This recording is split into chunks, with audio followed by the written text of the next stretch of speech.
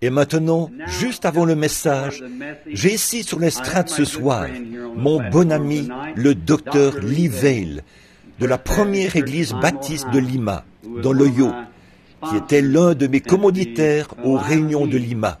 Je lui ai demandé, en venant ici ce soir, s'il pouvait dire un mot à l'Assemblée, peut-être en rapport aux réunions de Lima, pendant un instant ou deux. Et je suis heureux de vous présenter ce soir le docteur Lee Vail, un autre baptiste qui a le Saint-Esprit. Amen. Que Dieu vous bénisse aussi, frère Vail. Tout cela était vraiment fort, venant d'un pasteur baptiste, n'est-ce pas? Eh bien, nous sommes très heureux d'avoir frère Vail avec nous. Et les portes ici sont certainement ouvertes, afin qu'il revienne nous rendre visite chaque fois qu'il le pourra. Et maintenant, ce soir, demain soir, c'est la mise au tombeau du Seigneur Jésus. Dimanche matin, c'est le service du lever du soleil à 6 heures. Et je crois que le frère a annoncé l'autre partie de ce service. Maintenant, prions pendant un instant. Seigneur béni, ta parole est la vérité. Et nous sommes reconnaissants pour ces hommes qui la manient sans peur, alors qu'ils la portent aux gens. Et comme nous ouvrons la Bible ce soir, ou que nous en tournons les pages, puisse le Saint-Esprit béni venir ouvrir la parole qui nous donne l'intelligence. Par Jésus-Christ, nous le demandons. Amen. Cette grande soirée que nous célébrons, celle de la crucifixion de notre Seigneur béni, j'aimerais lire ce soir les paroles prononcées par ses précieuses lèvres qu'il a fait écrire dans son livre. Dans Matthieu, au chapitre 4, les versets 47 et 48, nous lisons ceci. Et si vous saluez seulement vos frères, que faites-vous d'extraordinaire? Les païens aussi, n'agissent-ils pas de même? Mais soyez donc parfaits, comme votre Père céleste est parfait. Et ce soir, nous avons annoncé que nous allions parler sur le sujet de la perfection. Maintenant, ça semble être un texte très étrange à prendre pour le soir de la crucifixion de notre Seigneur. Mais aujourd'hui, peut-être, vous avez écouté la radio et entendu les différents messages et les messagers, comment ils ont présenté ce grand jour terrible où notre Seigneur est mort pour les péchés du monde. Alors ce soir, j'ai choisi de présenter cela sous un autre angle, afin que ce soit un peu différent et un petit rafraîchissement pour vous. Et puisse le Saint-Esprit béni inspirer la parole maintenant, alors que nous nous efforçons de la porter.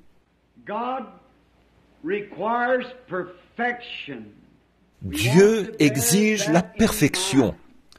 Nous voulons garder cela à l'esprit, qu'il n'y a rien de partiel qui puisse aller dans la présence de Dieu.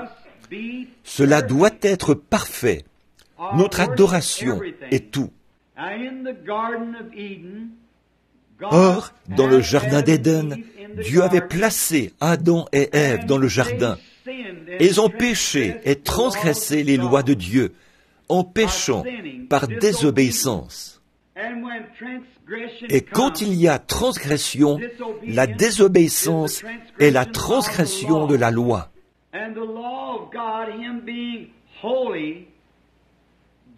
Et la loi de Dieu, lui qui est saint, pur et saint, alors aucune trace d'impiété ne peut jamais se tenir dans sa présence. Donc, si le péché est venu dans le monde par la transgression, alors la question du péché doit être réglée avant que le pécheur puisse se tenir dans la présence de Dieu.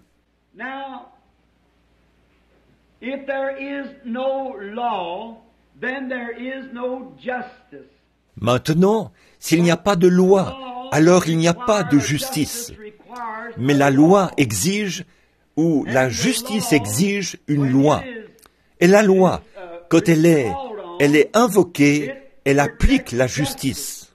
Or, nulle chair n'est sauvée par la loi. La loi ne peut pas nous sauver. La loi est simplement la chose qui nous a mis en prison, mais elle n'a aucune puissance rédemptrice. La loi nous a seulement montré que nous sommes des pécheurs, et elle nous a condamnés. Voilà à quoi sert la loi. Elle sert à porter la condamnation, ou à vous montrer où se trouve votre erreur. Donc la loi en elle-même ne pouvait pas sauver. Elle ne pouvait qu'engager des poursuites. Et Dieu étant saint et juste, il devait engager une poursuite. Il devait engager une poursuite contre le pécheur, parce qu'il avait franchi les limites de la grâce et était devenu un citoyen qui enfreignait la loi. Alors, il devait en subir les conséquences. Toute loi a une sanction. En effet, la sanction d'avoir transgressé la loi de Dieu, c'est la mort.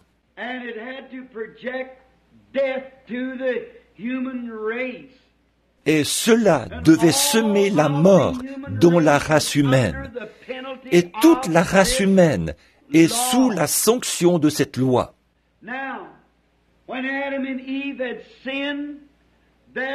Maintenant, quand Adam et Ève ont péché, il n'y avait aucun moyen, aucun remède pour qu'ils puissent revenir dans la présence de Dieu, sauf si ce péché était réglé.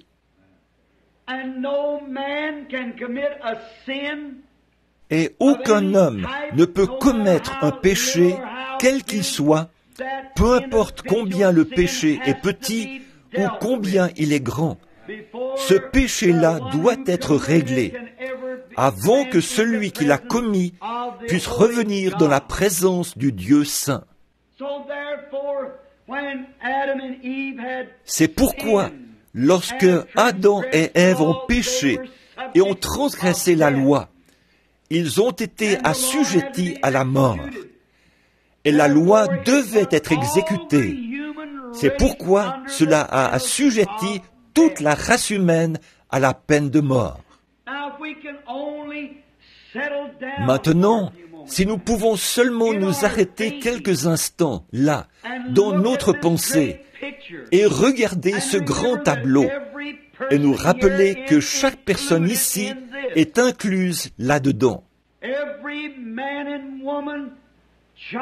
Chaque homme et chaque femme, chaque enfant est inclus dans la peine de mort par la transgression du premier être humain, Adam.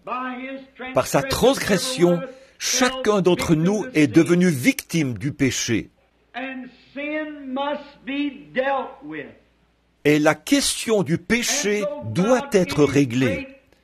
Et alors Dieu, dans sa grande infinité et son grand amour, la loi servait à séparer le pécheur de son Créateur.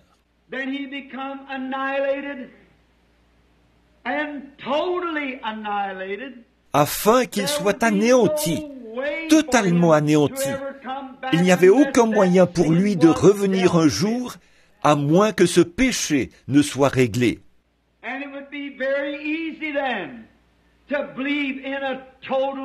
Et il serait alors très facile de croire à l'anéantissement total d'un pécheur à la fin, car il est complètement à jamais séparé de la présence de Dieu.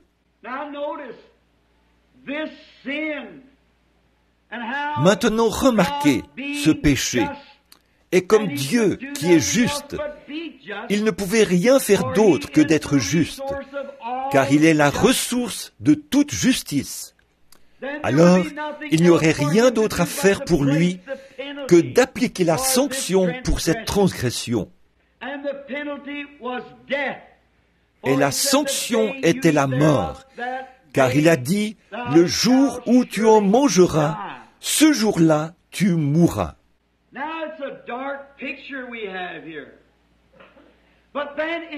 Bon, c'est un sombre tableau que nous avons ici.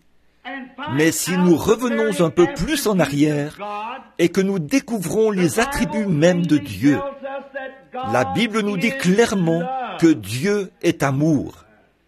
Mais par contre, du fait qu'il est amour, il doit être juste. Ainsi, l'amour ne signifie pas seulement une chose que l'on peut chouchouter et prendre à la légère. L'amour est la justice de Dieu.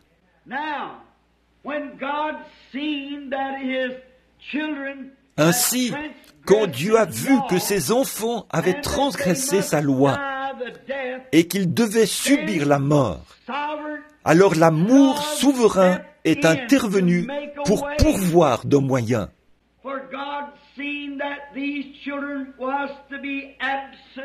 Car Dieu a vu que ses enfants devaient être absolument, totalement anéantis de devant sa face. Il n'y avait rien d'autre à faire, car ils avaient transgressé sa loi, et la sanction de sa loi, c'était la mort. Et alors, l'amour de Dieu s'est élancé pour ses sujets. Et quand l'amour divin est projeté, la grâce souveraine produit l'objet de l'amour. Et Dieu, par prescience, comme il aimait tellement sa race, il a fait mourir un substitut dans le jardin d'Éden, puisqu'il y avait une sanction, c'est-à-dire qu'il s'est servi d'un substitut. Il a pris une petite créature innocente, un petit agneau qui ne connaissait pas le péché.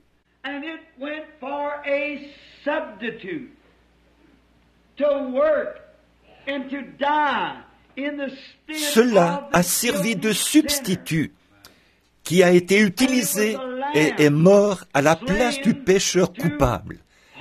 Et c'était un agneau immolé pour préserver la vie de ses sujets. Tout au long de l'Ancien Testament, ils ont offert le sang d'agneaux et de boucs, de brebis, de taureaux et de génisses, la mort d'un substitut. Mais dans toute la grande économie de Dieu, il y avait là, dans sa pensée, le véritable objet qui allait venir, qui serait, c'était des ombres du véritable objet qui allait venir. Et le véritable objet qui allait venir était son Fils unique. Tous les agneaux qui sont morts n'étaient qu'une ombre. Une ombre n'est que le côté négatif d'un objet. Et ils indiquaient seulement le calvaire qui allait venir. Maintenant, pour avoir une image de cela, prenons dans nos Bibles, dans l'Épître aux Hébreux, et prenons ici ce que Paul, ce grand apôtre qui parle là, il essaie de séparer ces choses pour nous. Au chapitre 10 de l'Épître aux Hébreux, nous lisons ceci. Et j'aime tellement la parole. La parole est la vérité. Et j'aime la lire devant mon assemblée, car je sais qu'au jugement, je vais comparaître avec eux, et je dois rendre des comptes. Ainsi, si je le tire de la parole, alors je ne serai pas coupable, parce que c'est la parole, et Dieu est responsable de sa parole. Nous voyons tellement d'évangélistes et tout aujourd'hui qui mettent en avant leur personnalité. Oh, c'est une chose honteuse. Et on découvre en allant dans les églises. On visite une église et on y trouve un certain pasteur. Il a une petite manière d'agir particulière, une petite émotion. Si on ne prête pas attention, toute l'assemblée prendra cet esprit. S'il est juste un peu émotif, ou s'il secoue la tête, ou fait un petit quelque chose de bizarre, eh bien, toute l'Église fera la même chose. Et nous avons aujourd'hui, dans nos églises modernes, c'en est au point où ce sont des sensations et des petites choses comme ça. Et c'est devenu une telle confusion. Mais, oh mes frères bien-aimés, s'il y a un temps où nous devrions nous aligner sur la parole, c'est aujourd'hui.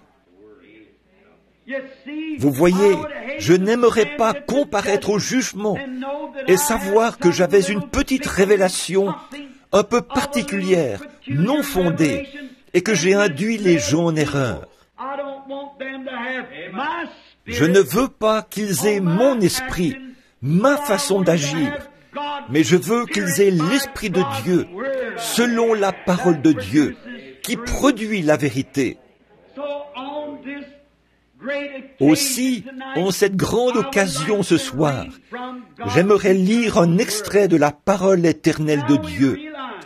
Maintenant, nous comprenons que la loi a existé pendant de nombreuses années, mais la loi n'a jamais pu enlever le péché. Comme je l'ai dit dans le passé, elle n'était qu'une prison. Elle était le grand détective qui vous disait ce que vous aviez fait, mais qui n'avait aucun remède pour vous délivrer. Elle vous mettait dans la maison de prêt sur gage, mais il n'y avait pas de rédempteur pour vous en faire sortir.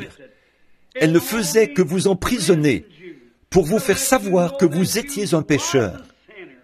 Mais remarquez maintenant dans Hébreux, au chapitre 10, alors que nous lisons.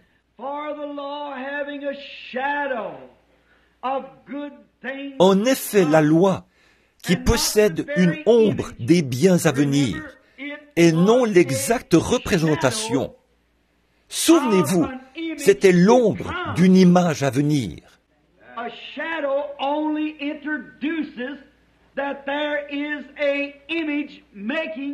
Une ombre ne fait qu'indiquer qu'il y a une image qui produit l'ombre. Une ombre des choses à venir, et non l'image elle-même.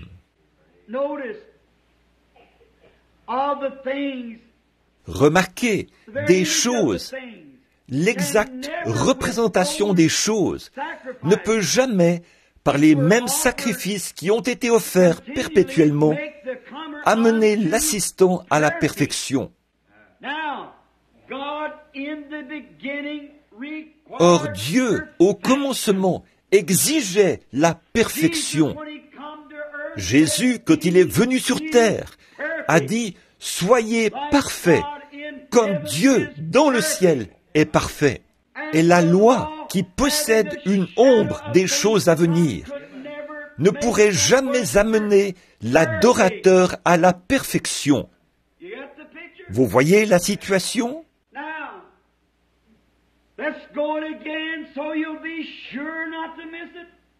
Maintenant, revoyons ça pour que vous soyez sûrs de ne pas le manquer. Dieu exige une sainteté parfaite. Personne ne peut se trouver dans son image avec la moindre parcelle de péché. Jésus a témoigné de la même chose et a dit « Soyez parfaits, tout comme Dieu dans le ciel est parfait. » Et la Bible dit que la loi ne pourrait jamais, avec ses sacrifices, amener l'assistant à la perfection. Ainsi, la loi ne pouvait rien amener à la perfection. Elle n'était qu'un indicateur. Ces sacrifices, faits chaque année, ne pouvaient jamais amener l'adorateur à la perfection. C'est pourquoi personne sous la loi, ou qui respectait les lois, ou sous les ombres, ne pouvait être parfait. Car, verset 2, autrement, n'aurait-on pas cessé de les offrir? S'il y a quoi que ce soit que je peux faire pour me rendre parfait dans la présence de Dieu, alors Christ n'avait pas à mourir pour moi. S'il y a une seule chose que vous pouvez faire qui aurait un quelconque mérite dans la présence de Dieu, alors Christ est mort en vain. Aucune observation de la loi, aucune de vos idées légalistes, rien de votre propre sainteté, rien que vous pourriez arrêter de faire, arrêter de mentir, arrêter de voler, arrêter de fumer du tabac, arrêter d'aller au cinéma. Vous êtes toujours perdu.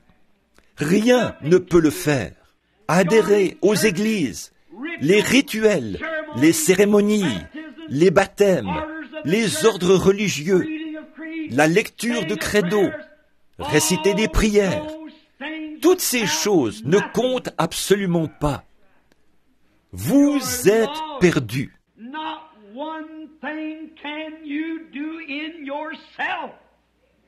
Il n'y a rien que vous puissiez faire de vous-même, car vous êtes un pécheur condamné. Et il n'y a aucun moyen en vous-même, ou aucun credo, ou quoi que ce soit que vous puissiez faire ou penser de vous-même, qui aurait un quelconque mérite dans la présence de Dieu, parce que vous êtes un pécheur pour commencer.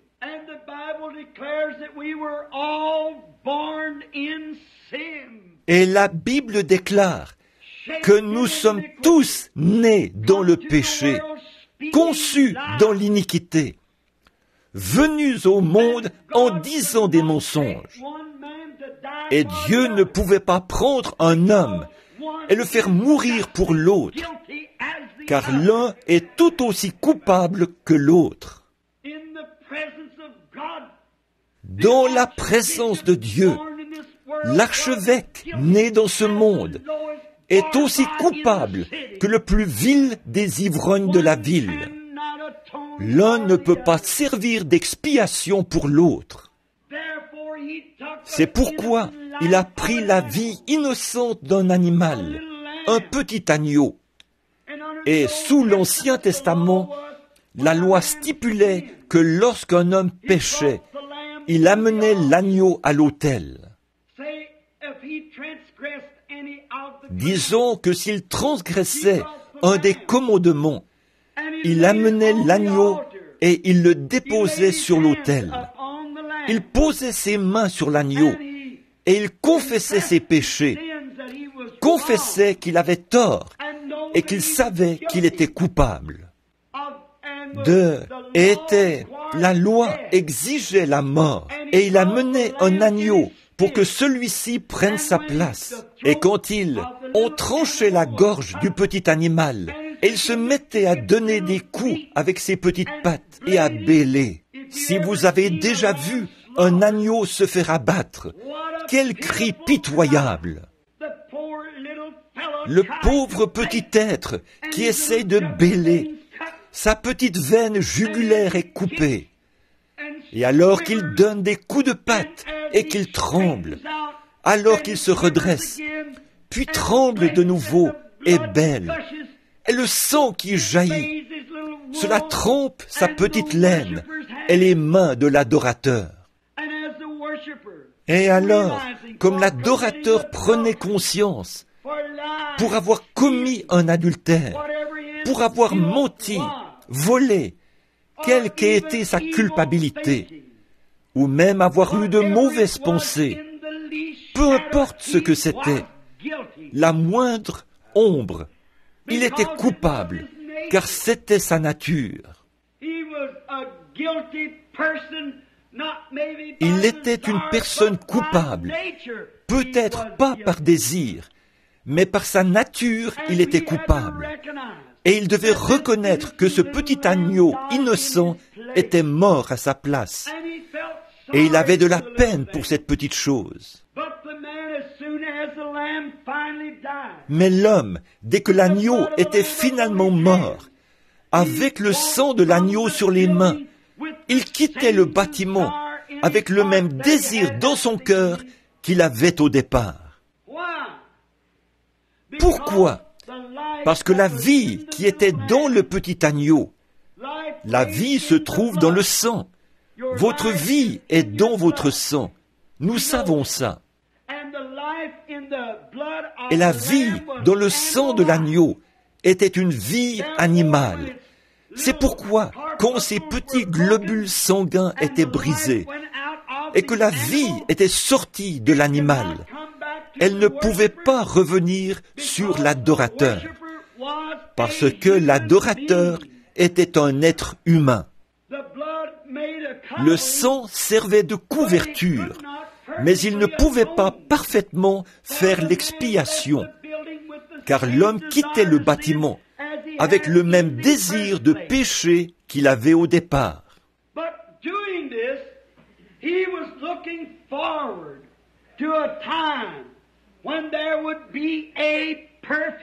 Mais en faisant ceci, il attendait le moment où un agneau parfait viendrait. Et il le faisait avec l'Holocauste, parce que c'était le seul moyen qu'il connaissait.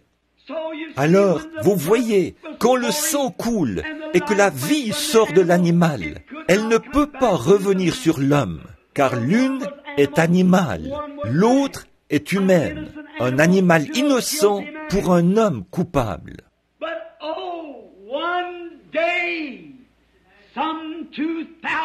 Mais, un jour, il y a environ 2000 ans, l'agneau de Dieu est né dans une petite crèche à Bethléem. Et il a été mené comme une brebis à l'abattoir. Il y a environ 1900 ans, cet après-midi, à 15 heures, il est mort. Et l'agneau de Dieu, sans tache et irréprochable, était suspendu à la croix du calvaire. Et il est mort pour chaque pécheur. Maintenant, quand l'adorateur s'avance vers cet agneau par la foi, et c'est un agneau différent, ce n'est pas un agneau comme les autres. Nul ne peut venir à cet agneau si Dieu ne l'attire premièrement. Vous voyez la souveraineté de Dieu? Oh, j'espère que cela descend profondément maintenant. Regardez, Dieu savait qu'il avait des brebis dans ce monde. Il savait qu'il aurait des gens à sauver. Et son amour a regardé au loin et a vu ceux qui seraient sauvés. Donc, par prescience, il a prédestiné une église à le rencontrer là-bas, sans tache ni ride. Et si Dieu exigeait une église sans tache ni ride, il devait avoir quelque chose pour la rendre ainsi. Il ne pouvait pas l'exiger. Sa justice, ses jugements ne permettaient pas qu'il demande une telle chose s'il n'y avait pas un moyen de le faire. Et l'homme ne peut pas le faire lui-même. Il est un échec total. Dieu lui a fait voir cela par la loi, par les juges et tout au long de l'Ancien Testament. Il a envoyé les prophètes, il a envoyé l'homme juste, et on a constaté que tous, ils ont échoué. Alors Dieu, par sa grâce souveraine, a envoyé des portes de la gloire, son Fils unique, afin qu'il prenne notre place. Souvenez-vous, s'il avait dit au pape de Rome de la prendre, il n'aurait pas pu le faire. S'il avait dit à l'archevêque de Canterbury de le faire, il n'aurait pas pu le faire.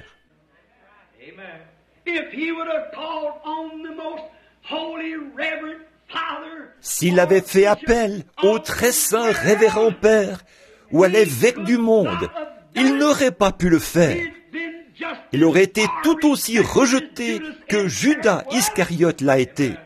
Il ne pouvait pas le faire, car il était né dans le péché, conçu dans l'iniquité, venu au monde en disant des mensonges, et avait lui-même besoin d'une expiation.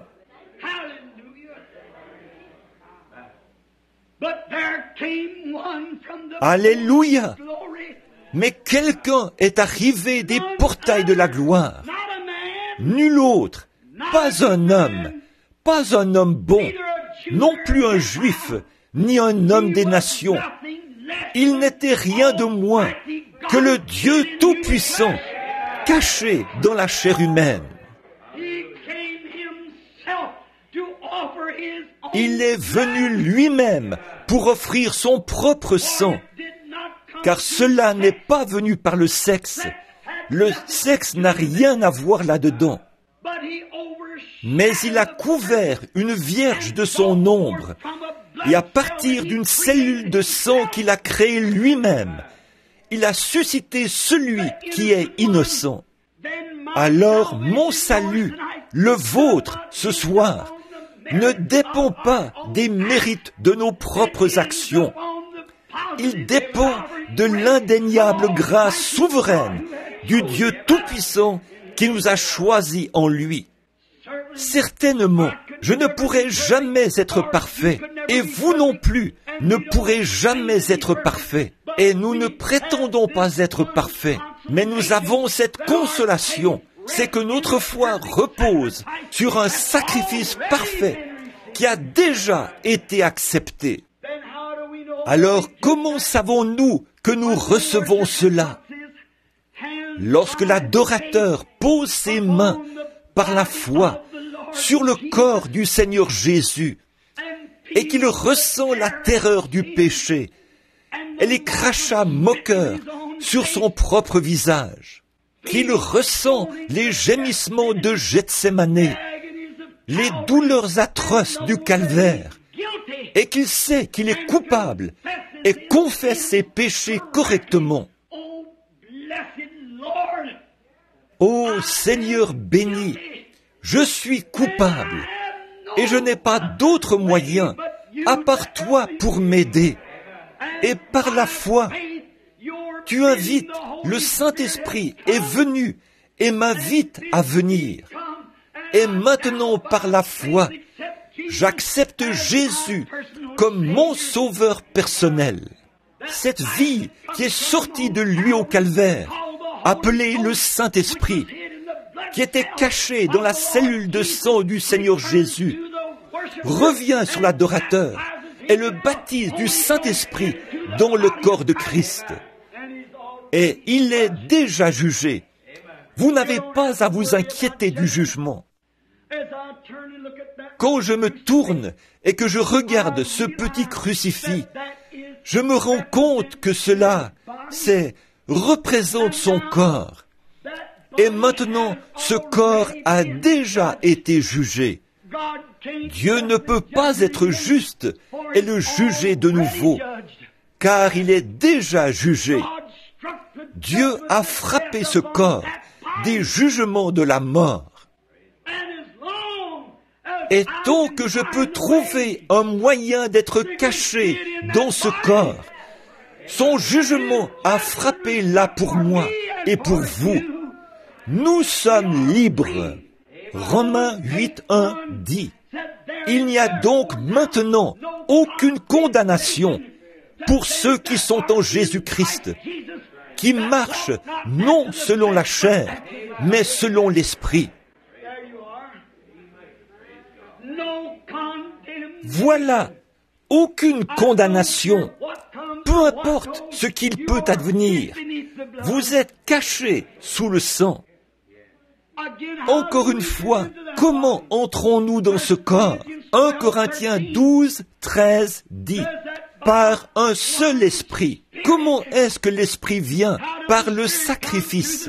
Où se trouvait l'esprit? Dans le sang, dans le cas d'un animal. Pourquoi est-ce que ça ne pouvait pas revenir? C'était un animal.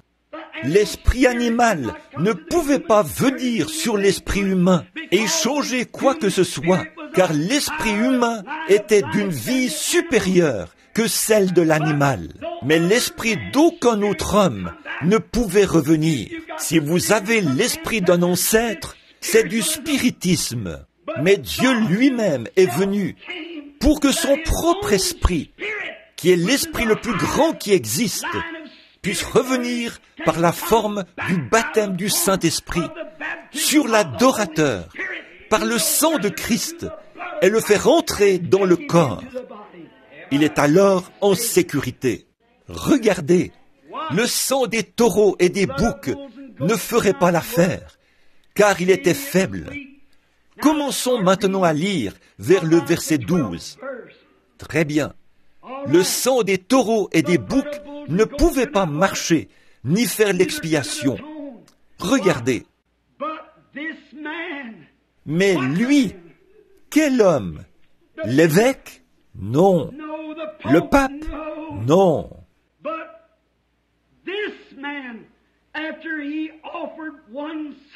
Mais lui, après offert un seul sacrifice pour le péché, s'est assis pour toujours à la droite de Dieu, attendant désormais que ses ennemis soient devenus son marchepied. Êtes-vous prêts? Êtes-vous prêts à recevoir la parole? Écoutez ceci. Et ensuite, je veux que vous vous en laissiez imprégner. Écoutez attentivement, car par une seule offrande, pas chaque année, réveil après réveil, réunion après réunion, jour après jour, mais par une seule offrande, il a amené à la P-E-R-F-E-C-T-I-O-N.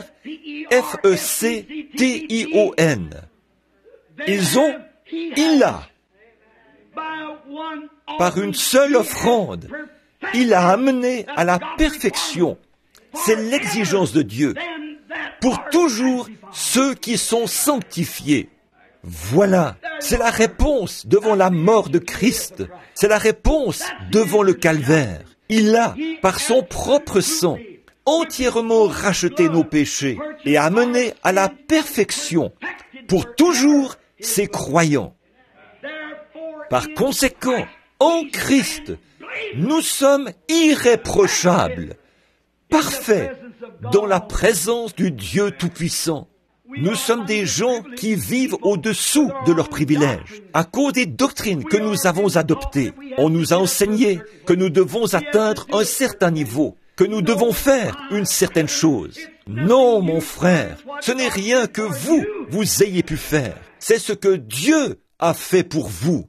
Nous sommes maintenant, si nous avons été justifiés par la foi, nous sommes parfaits pour toujours dans la présence de Dieu. Et Jésus a dit, soyez donc parfaits. Alors, ils ont été amenés à la perfection pour toujours. Dieu, par la mort de Christ, il y a 1900 ans aujourd'hui, a amené à la perfection le croyant, qu'il a vu d'avance, avant la fondation du monde, pour toujours. Et ceux qu'il a appelés, il les a justifiés. Ceux qu'il a connus d'avance, il les a appelés. Ceux qu'il a appelés, il les a justifiés. Ceux qu'il a justifiés, il les a déjà glorifiés. Il a amené à la perfection ses croyants. Maintenant, regardez, revenons maintenant au premier verset. La loi qui possède une ombre des biens à venir, et non l'exacte représentation de ces choses, ne peut jamais, par les mêmes sacrifices qui ont été offerts perpétuellement chaque année, amener l'assistant à la perfection. Observez, la perfection, c'est ce dont nous parlons. Autrement, n'aurait-on pas dû cesser de les offrir?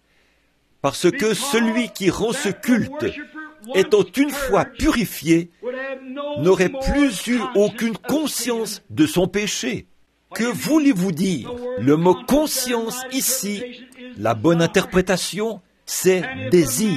Et si un homme, l'adorateur, se présente correctement devant Christ, il voit ce qu'il a souffert, et il s'offre à Christ et dit, « Ô Seigneur Dieu, rien en moi ne peut faire une expiation, mais je compte entièrement sur toi. » Alors, le Saint-Esprit entre dans ce cœur humain, et toute la question du péché est réglée à tout jamais. Car tout désir du péché a été ôté de vous. En effet, si la loi avait pu accomplir cela, on n'aurait pas cessé d'offrir ces sacrifices. Mais comme elle en était incapable, il a fallu que Christ meure afin de nous amener à la perfection. Mes amis, il y a tant de choses que nous pourrions dire ce soir au sujet de la perfection. Nous essayons toujours de rabaisser les autres afin de nous rendre un peu plus saints qu'ils le sont. Ils le sont. Mais si seulement nous regardions le tableau, c'est seulement par la grâce de Dieu que nous sommes ce que nous sommes. Ici, il y a quelque temps, dans l'Ohio, j'ai appris une leçon à mes dépens. Je tenais une série de réunions là-bas dans l'Ohio et je demeurais à la campagne. À cause des foules, je ne pouvais pas rester en ville. Nous mangions habituellement dans un petit restaurant d'un quart. Et les petites serveuses étaient si aimables, habillées décemment et aussi soignées qu'elles pouvaient l'être. Très distinguées, elles nous servaient. C'était un petit coin de paradis de manger dans un tel endroit. Leur cuisine était impeccable. Et le dimanche, ils fermaient et allaient à leur église. J'avais un peu faim et je devais prêcher le dimanche après-midi. Et je suis allé dans un petit restaurant ordinaire, juste un petit restaurant américain typique, pour prendre quelque chose à manger. Et quand j'ai franchi la porte, qu'est-ce que j'ai entendu sinon le son d'une machine à sous? Et il y avait là un homme de mon âge, qui était peut-être un homme marié, son bras autour d'une femme, en train de jouer à une machine à sous. Notre loi même, la protection de notre justice, de nos biens était là, violant une chose qu'il était censé protéger. En effet, il est illégal de jouer à des jeux d'argent dans l'Ohio. Cet homme-là jouait à une machine à sous. Et je me suis retourné et j'ai regardé vers l'arrière du bâtiment. Il y avait une bande d'adolescents et il y avait un de ces disques de rock'n'roll qui jouait dans la machine. Une jeune femme d'environ 18 ans qui avait très clairement l'anatomie d'une femme. Mais elle était là avec sa robe qui descendait bas en avant. Et un de ces garçons avait ses mains sur la fille, là où elle n'avait pas lieu d'être. Et il fumait et buvait. Et j'ai pensé, ô Dieu, comment peux-tu supporter ça? Et j'ai regardé à ma droite, quand j'ai entendu quelqu'un faire un gros grognement. Et une femme âgée était assise là, probablement de 60 ou 70 ans. Elle portait ses petits vêtements vulgaires, qui arrivaient à peu près à la moitié de ses membres. Et sa pauvre vieille chair ridée était aussi flasque que possible. Et elle portait du rouge à lèvres et une grande chose violette peinte sur le côté de son visage. Une petite paire de chaussures aux pieds, des sandales avec les ongles d'orteil peints en violet, les ongles de ses mains peints en violet, et ses cheveux étaient coupés très courts, frisés et teints en bleu, et je les regardais. Et de l'autre côté de la table, deux hommes étaient assis là, ivres. L'un d'eux, c'était l'été, portait un grand pardessus militaire, avec une écharpe grise autour du cou, et le visage couvert de barbe, qui faisait des ronds et tout. Les hommes se sont retirés d'auprès d'elle et ont commencé à marcher comme ceci vers les toilettes. Je suis resté là et j'ai dit, « Oh Dieu, pourquoi ne détruis-tu pas tout ça? Pourquoi ne l'engloutis-tu pas dans la terre? » J'ai dit, est-ce que mes petites Sarah et Rebecca devront grandir dans de telles conditions?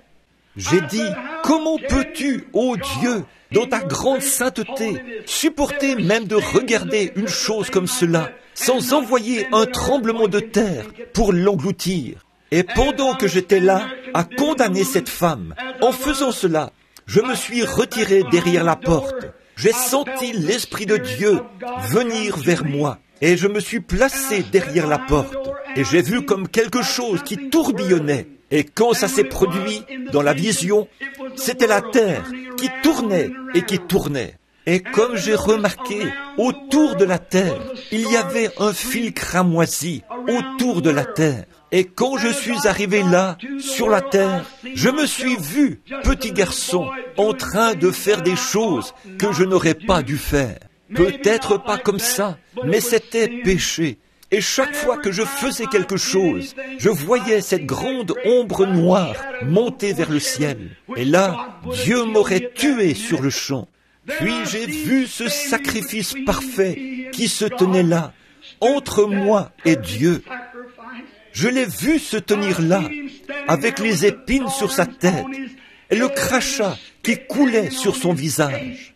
Et chaque fois que mes péchés commençaient à se diriger vers Dieu, il s'élançait et les attrapait, comme le pare-choc d'une voiture. Il me protégeait de la mort. Et chaque fois que je faisais quelque chose de mal, Dieu m'aurait tué. Certainement, sa sainteté l'exige, sa loi l'exige. Et chaque fois que je fais quelque chose, ou que vous faites quelque chose, le sang de Jésus-Christ agit comme un pare-choc.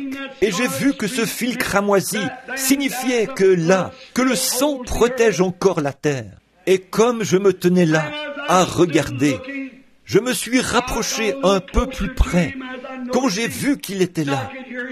Et je l'ai entendu dire, « Père, pardonne-lui, il ne sait pas ce qu'il fait. » Et j'ai abaissé le regard, et là se trouvait un livre, et il y avait un ange à côté de lui qui tenait le livre.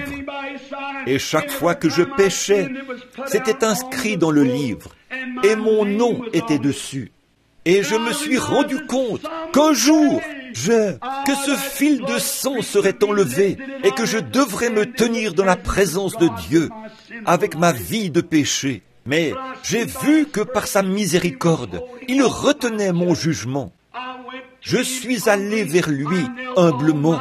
Je me suis agenouillé et j'ai dit, « Ô Jésus, Fils de Dieu, je suis indigne de venir dans ta présence. Mais veux-tu, s'il te plaît, me pardonner pour ce que j'ai fait ?» Il a touché son côté avec sa main, a pris le vieux livre et a écrit « Pardonné » dessus. L'a jeté derrière lui et mes péchés avaient disparu. Puis il m'a regardé d'un regard sévère. Il m'a dit, « Maintenant je t'ai pardonné, mais toi, tu veux la condamner. » Alors j'ai compris ce que ça voulait dire. Comme je sortais de la vision, je me suis avancé vers elle. J'ai dit, « Bonjour ». Elle buvait. Elle a levé les yeux vers moi. Elle a dit, « Oh, bonjour ». J'ai dit, « Puis-je m'asseoir ?» Elle a dit, « J'ai déjà de la compagnie. » J'ai dit, « Je ne le disais pas dans ce sens-là, madame. Je veux simplement vous parler un instant. » Elle a dit, « Asseyez-vous. » Et j'ai dit, « Madame, il y a quelques minutes, je me tenais là, derrière cette porte. » J'ai commencé à lui raconter. Et comme j'ai regardé, les larmes ont commencé à couler sur ses joues. Et elle m'a dit, j'ai dit, « Madame, vous ne voulez pas faire ces choses-là. Jésus est mort et les jugements de Dieu sont retenus par son sang. Vous ne voulez pas faire ça. » Et elle a dit, « Non, monsieur. » Elle a dit, « Mon père était un diacre à l'église. J'ai grandi dans un foyer chrétien. Mon mari et moi étions membres fondateurs et nous vivions une vie chrétienne. » Elle a commencé à me dire qu'après qu'il est mort, elle avait 2 jeunes filles et elle a dévié. Elle m'a dit que ses filles l'avaient quittée et qu'elle avait gâché sa vie. Elle pensait qu'il n'y avait plus aucun espoir pour elle. Mais j'ai dit, « Oh Dieu, sois miséricordieux. » Ceux qu'il a connus d'avance, il les a appelés.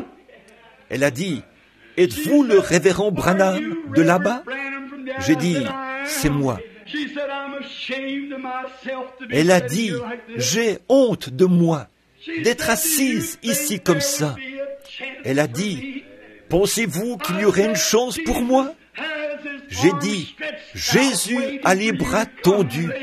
Il attend que vous veniez, madame. » Et les autres ont commencé à prêter attention. Et j'ai dit, « Voudriez-vous vous avancer avec moi ici ?» Elle a dit, « Oui, je veux bien, monsieur. » Je l'ai prise par la main. J'ai dit, « Vous avez à peu près l'âge de ma mère. Voudriez-vous vous agenouiller ici avec moi, sur le plancher ?» Et là, sur ce plancher, nous avons transformé cet endroit, cet après-midi-là, en une réunion à l'ancienne mode. Et Dieu a sauvé cette femme par sa grâce. Elle s'est habillée et est venue à la réunion. Et pour autant que je sache, ce soir, elle vit une vie chrétienne. Qu'est-ce que c'est ? Oh, Dieu exige la perfection. Il exige votre repentance. Il exige votre loyauté envers lui. Mais il regarde ce soir, peu importe combien vous avez péché, que ce soit peu ou beaucoup, vous êtes quand même un pécheur. Et vous ne pouvez pas entrer autrement que par Jésus-Christ, le sacrifice de Dieu entièrement suffisant. Et en lui, vous êtes rendu parfait pour toujours.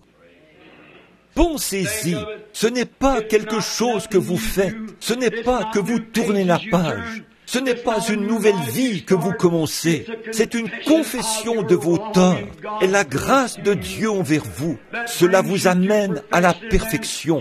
Et alors, vous êtes rendu parfait en Jésus-Christ. J'ai confiance que ce soir, mon ami, pendant que nous sommes ici en ce grand moment crucial, là où des décisions doivent être prises, après avoir entendu cette histoire, vous ne l'aviez peut-être jamais entendue auparavant. Mais vous ne pouvez pas passer l'une de ces portes et demeurer la même personne que lorsque vous êtes entré. Vous devez sortir meilleur ou pire. Et pendant que nous courbons la tête un instant, je veux que vous y réfléchissiez sérieusement. Qu'en est-il de votre âme ce soir? Jésus-Christ est mort pour vous. Vous dites, frère Branham, quand je pourrai arrêter de fumer, quand je pourrai arrêter de boire, quand je pourrai redresser cette chose-là, alors je vais le faire. Oh, cela ne sera jamais fait correctement. Vous n'y arriverez jamais. Pourquoi ne venez-vous pas simplement tel que vous êtes et par la foi, allez vers ce ruisseau que tes blessures ouvertes alimentent et l'amour rédempteur a été votre thème et le sera jusqu'à votre mort. Pourquoi prendre un substitut? Pourquoi essayer d'entrer par votre église? Pourquoi essayer d'entrer parce que vous avez arrêté de boire ou de mentir? Venez par le moyen de la perfection, car par un seul sacrifice, il a amené à la perfection pour toujours ceux qui sont sanctifiés. Comment puis-je être sanctifié? Confessez vos péchés dans la présence du sang de Jésus. Et la vie qui vient de ce sang revient sur l'adorateur et le sanctifie des désirs des choses du monde. Car par ce sacrifice entièrement suffisant, il nous a sanctifiés. Dans un seul esprit, nous avons tous été baptisés pour former un seul corps. Maintenant, il n'y a aucune condamnation pour ceux qui sont en Jésus-Christ, qui marchent non selon la chair, mais selon l'esprit. Si vous essayez de marcher selon l'esprit et que vous convoitez encore la chair, le sacrifice n'a pas été suffisamment appliqué sur vous. Mais l'adorateur, une fois purifié, n'a plus aucun désir de péché. Ça, c'était le calvaire. Ce n'est pas un endroit pour vendre des fleurs, ou un petit endroit pour faire ceci ou cela. C'était un endroit où Dieu et l'homme ont été réconciliés.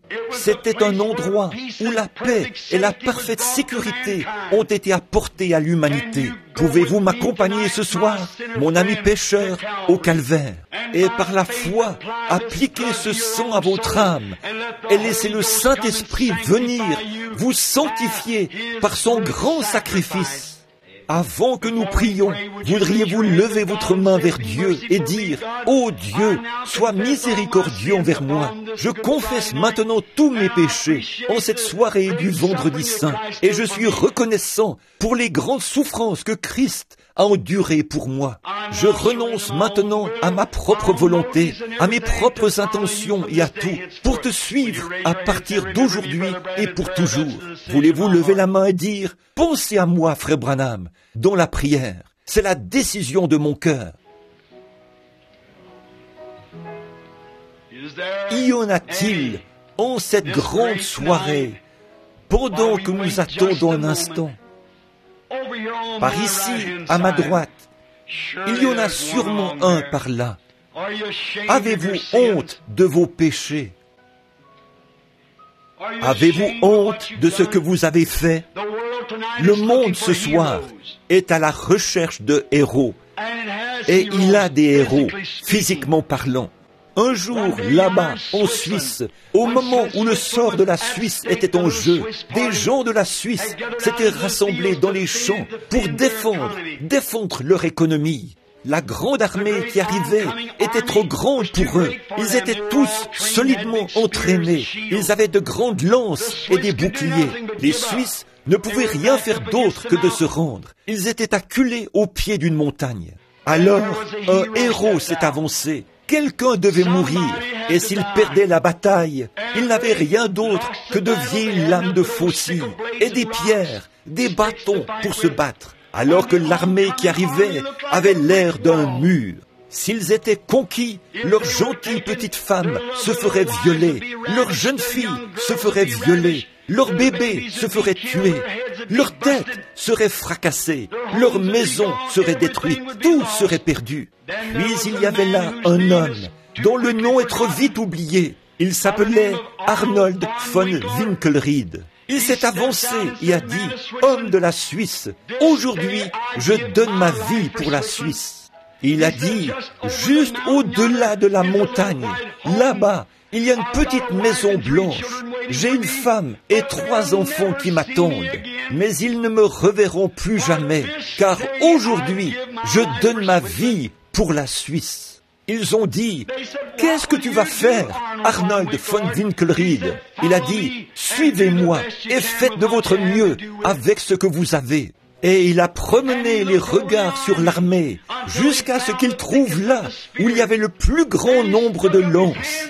Puis il a levé les mains en l'air. Il a couru vers ce grand mur de lances en criant « Place à la liberté! Place à la liberté !» Une centaine de lances se sont tournées pour arrêter sa charge. Il a étendu ses bras et les a regroupés dans son sein, ce qu'il a cloué au sol, et il est mort au bout de ses lances. Ces Suisses l'ont suivi avec des massues et des bâtons.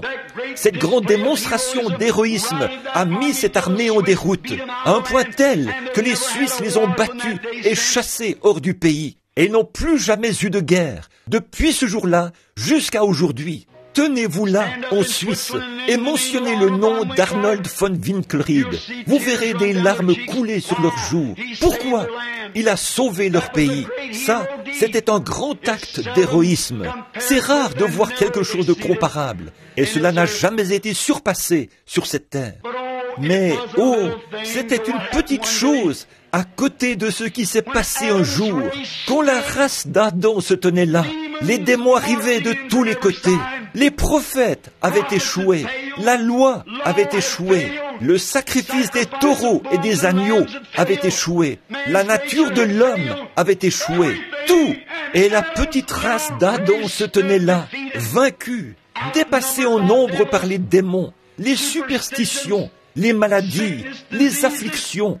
Il y en a un qui s'est avancé dans le ciel et a dit, « Aujourd'hui, je vais mourir pour la race d'Adam. » Il est venu sur la terre et a été fait chair. Il a regardé là-bas, au milieu de toutes ces lances, là où c'était le plus dense. La plus sombre des craintes de l'homme était la mort.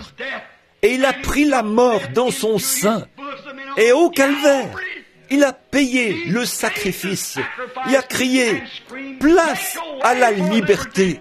Et il crie à son Église, « Prenez ceci, ce que je vous ai laissé, mon sang et mon esprit, et combattez avec tout ce que vous avez. » Nous pouvons vaincre ce soir grâce à cela, mon ami. Vous pouvez chasser le diable loin de vous. Chaque ennemi qui se trouve dans votre vie, il peut être chassé par le sang et l'Esprit de Christ. Et vous pouvez vous tenir parfait dans sa présence. Christ a frayé le chemin.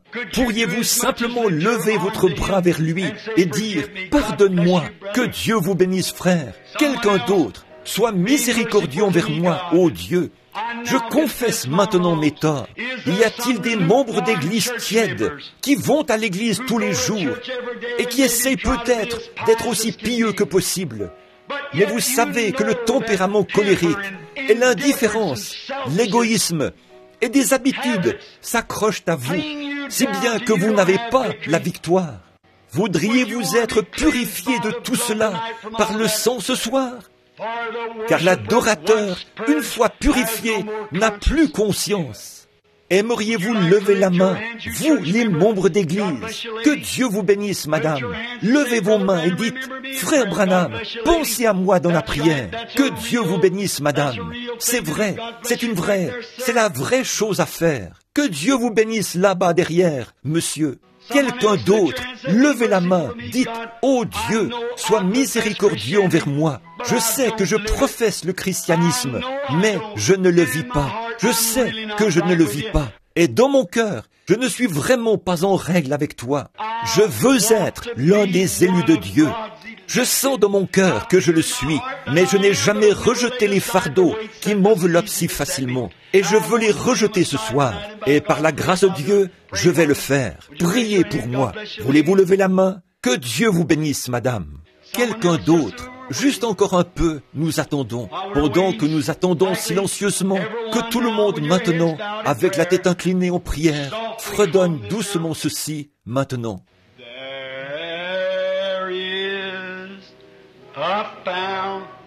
Il y a une source remplie du sang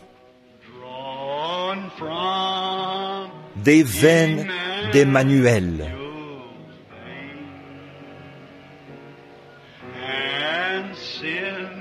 Tout pécheur plongé dans ce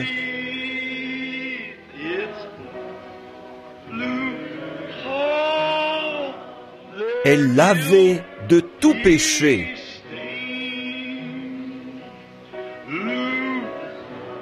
Ne voulez-vous pas y réfléchir en ce moment? N'essayez pas de vous en laver les mains. Christ est sur vos mains. Pilate a essayé de le faire ce matin-là, vers 6 heures. Mais ses mains sont toujours couvertes de sang, coupables de sang. Vous savez ce qui lui est arrivé. Il est allé en Suisse bien des années plus tard. Il a perdu l'esprit et il a trouvé la mort après avoir plongé dans un bassin d'eau.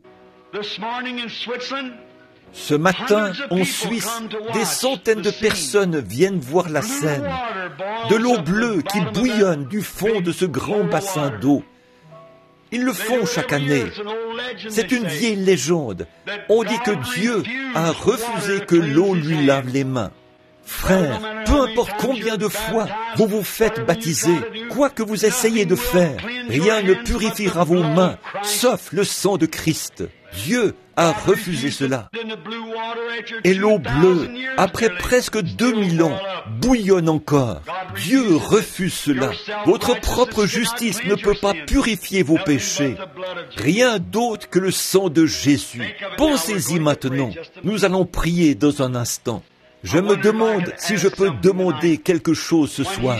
Quand il s'est tenu là, dans le prétoire de Pilate, ce matin-là, et qu'il a dit, si mon royaume était de ce monde, je pourrais invoquer mon Père, et il m'enverrait aussitôt 12 légions d'anges, et un seul d'entre eux pourrait détruire le monde.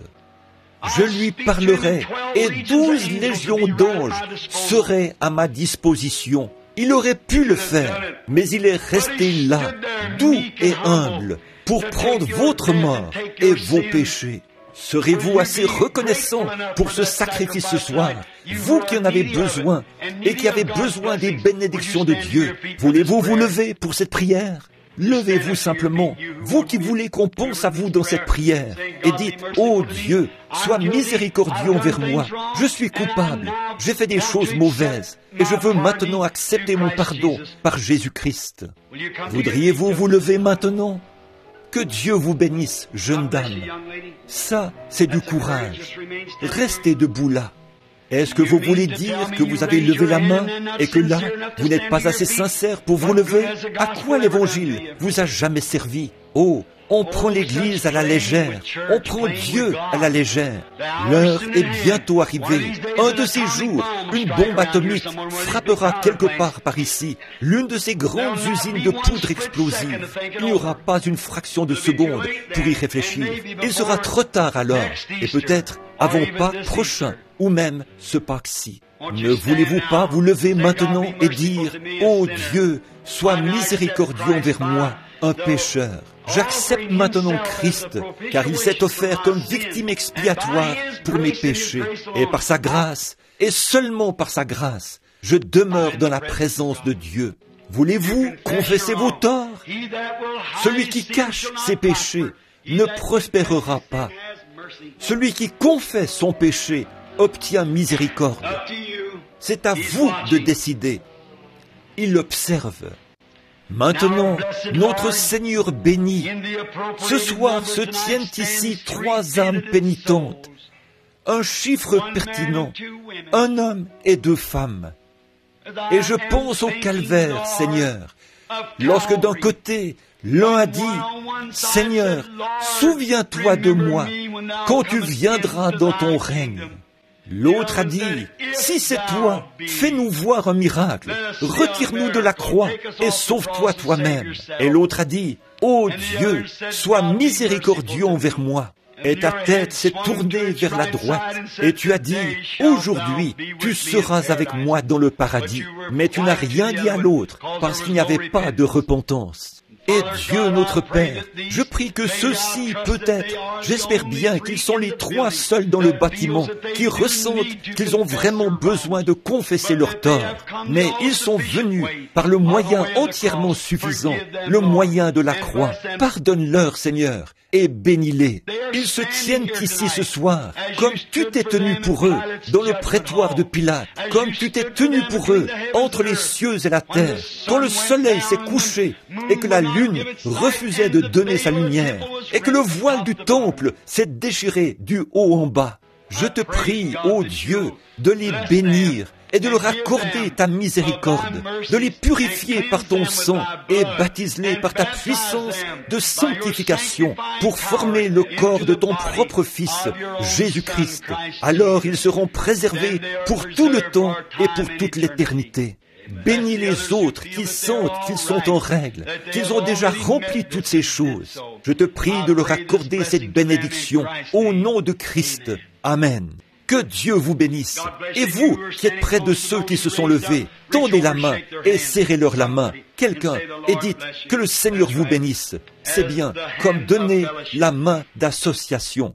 Nous sommes maintenant juste un peu en retard dans nos réunions. Combien aime le Seigneur Jésus? Levez la main. Je me demande, en silence maintenant, ou en étant aussi tranquille que possible, en commémoration de celui qui est omniprésent, qui est ici ce soir, si nous pouvons chanter doucement. C'était à la croix où mourut mon Sauveur. Je suis venu brisé de douleur. Là, son sang. Quand vous avez rempli l'exigence, posez vos mains sur lui. Là, son sang purifia mon cœur. Oh, à son nom la gloire. Chantons maintenant doucement, comme nous courbons la tête devant lui.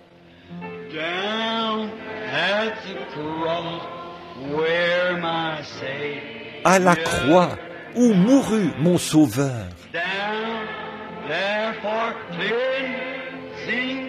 Je suis venu brisé de douleur. Là, son sang purifia mon cœur.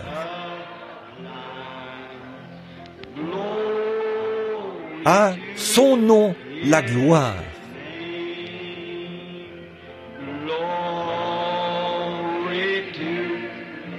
À son nom la gloire. Précieux nom. À son précieux nom la gloire.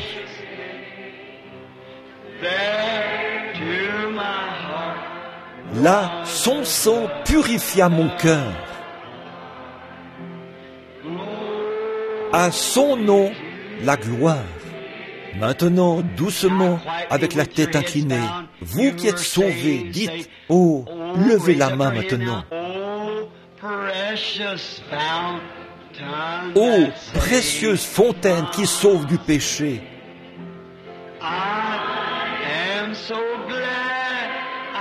je suis si heureux d'y être entré. Là, Jésus me sauve et me garde pur. À son nom, la gloire.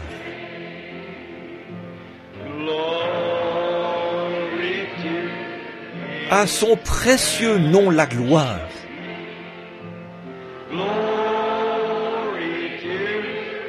À son précieux nom la gloire.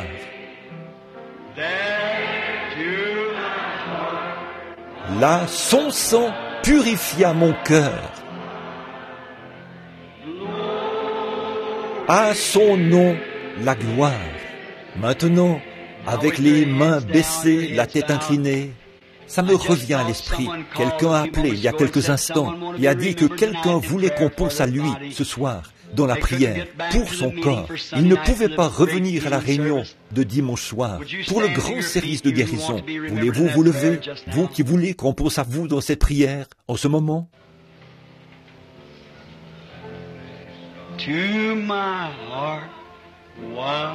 Son sang purifia mon cœur.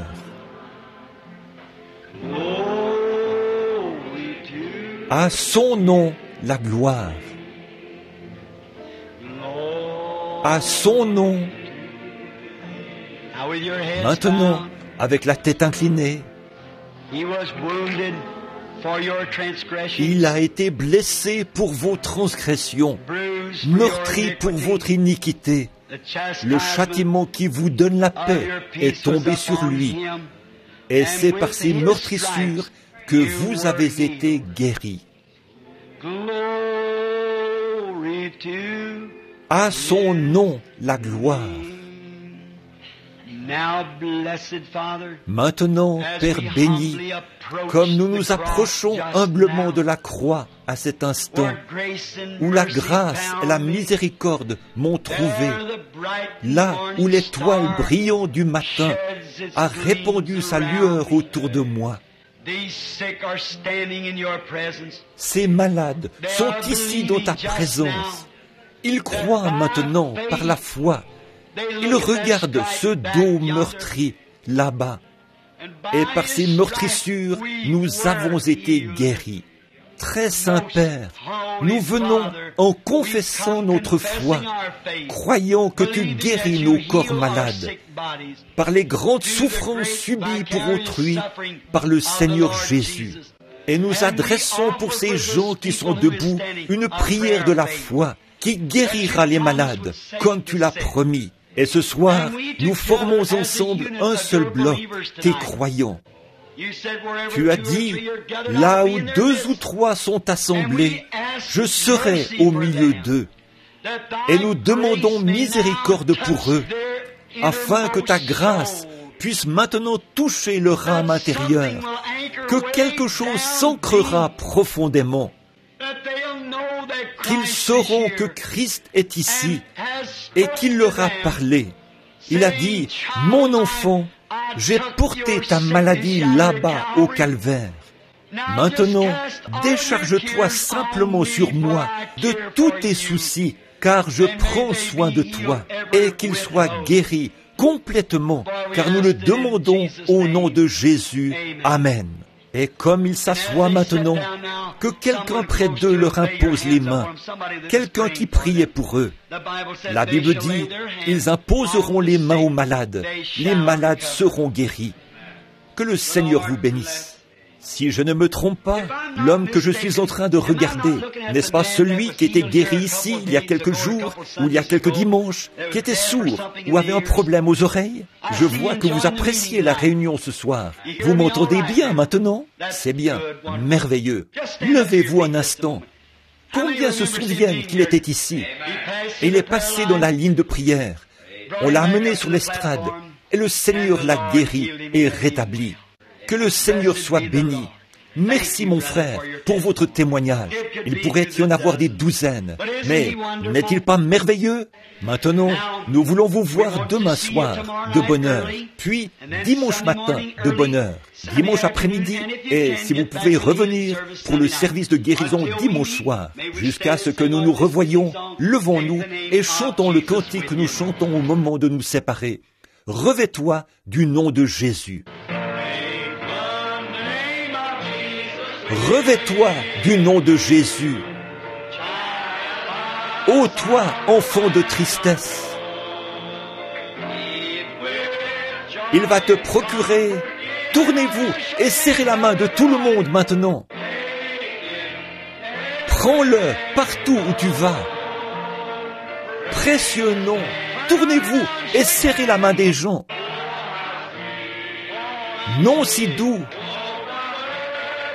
espoir de la terre, joie du ciel. Précieux nom, nom si doux, espoir de la terre, joie du ciel. Bon, regardez-la. Nous nous courberons devant lui. Nous prosternons à ses pieds pour le couronner roi des rois. Le voyage terminé. Précieux nom, nom si doux, espoir de la terre, joie du ciel.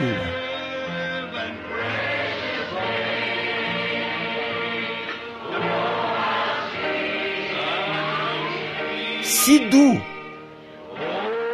espoir de la terre, joie du ciel. Maintenant, souvenez-vous de la chorale Neuville, l'émission du Quatuor diffusée le matin, WLRP, à 9h, et celle de Frère Stricker, à 9h45 dimanche matin. Je viens d'enregistrer une bande pour lui cet après-midi sur le sujet de la résurrection.